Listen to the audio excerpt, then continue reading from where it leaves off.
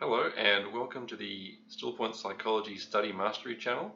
This is going to be a series of videos on what I'm going to call study mastery, which is ways of learning how to learn and maximize your performance. For many people, education is going to be the biggest investment that they make, not only in time but in money as well. The time you spend studying is also time that you're not going to be spending in the economy earning a wage for yourself. So trying to maximize your time in education, get the best result you can, is going to make a lot of sense in the long run.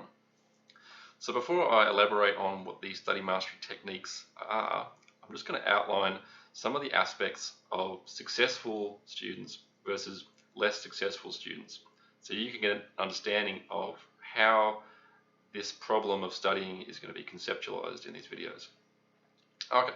One of the first things that successful students have going for them is that they have meaningful goals. That is, they pick a topic they're going to focus on, they pick an outcome, and they continue in that direction. And the benefit of this is when you've got an outcome that you're focused on, something that you want to do, all your other motivation will fall in behind that if it's what you're really committed to. Many students don't have a clear goal in terms of what they're studying and why they're studying it. And that means that when the stress gets higher and the pressure is on, they don't have a reason to persist in what they're doing. So finding a goal that's meaningful is one of the most important things that you can do. The second is how to focus your energies. So you choose a goal, but then how do you focus enough energy on that goal that you become successful at it? In addition to studying, everyone has lives as well, social lives. They might have to earn money, they might have family responsibilities. But how do you deal with all those challenges as well, whilst being able to focus on the thing that's meaningful for you? So we're going to have a video later on how to focus your energies despite the distractions that are part of just being a person who is studying. Successful students also accept and embrace uncertainty.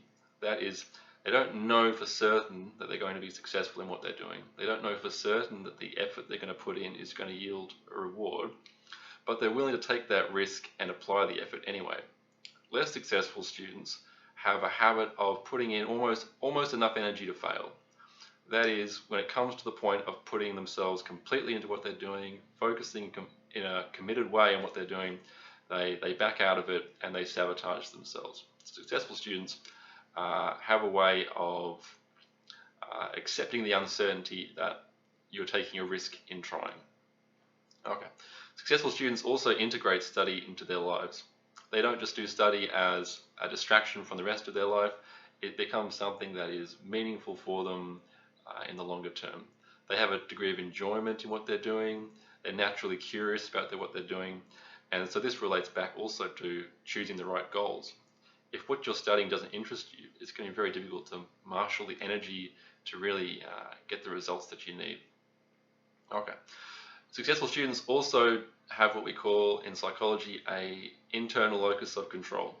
That is, although they could be tempted to blame external events, poor teachers, poor situations, exam questions that were difficult to manage, they're always focused on what they can do about the situation. So as a result of this, they adopt an attitude of continual improvement in their studies. An internal locus of control means you're always focused on what it is that I can do in this situation, rather than being focused and, in a sense, losing motivation by being preoccupied by what you cannot do, what you cannot achieve. Okay. So successful students also, they see time as an opportunity. They hate wasting time. They plan their days, they plan their weeks even, and they create meaningful routines that allow them to continue to focus on what's important. In addition to that, they generally have a way of managing their time so that they still have time to do other things in their life, so they maintain a sense of balance. Successful students have a habit also of preparing themselves before due dates. So if the due date is the 15th, they're ready by the 13th. So they know they've got 2 days spare if things become more difficult. Okay. So successful students also study sustainably. They know how they handle stress. They know how to reduce the stress that they're experiencing. And they take steps to manage it. They have a way of using their energy so that they don't risk burnout every time they come to exams.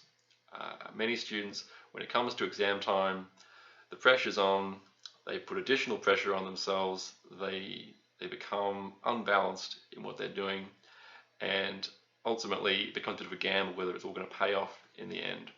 You cannot rely on yourself to always be able to pull all-nighters before exams, guarantee that you can get extensions for things.